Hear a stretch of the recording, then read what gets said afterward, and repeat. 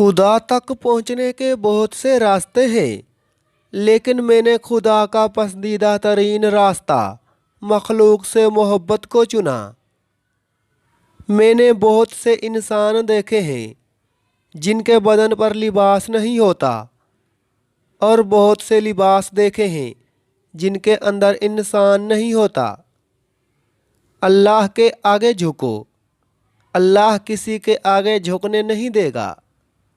ज़्यादा सोचना इंसान को ख़त्म कर देता है। बस दुआ करो और अल्लाह पर छोड़ दो। जब किसी को किसी से रिश्ता ख़त्म करना हो तो सबसे पहले वो अपनी ज़बान की मिठास ख़त्म करता है। जब तक तुम डरते रहोगे, तुम्हारी ज़िंदगी के फ़ैसले कोई और लेता रहेगा।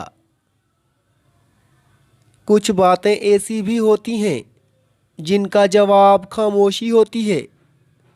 अगर तुम्हें सब रास्ते बंद नज़र आएं तो वो तुम्हें ऐसा पोशीदा रास्ता दिखा देगा कि जिसके बारे में कोई नहीं जानता।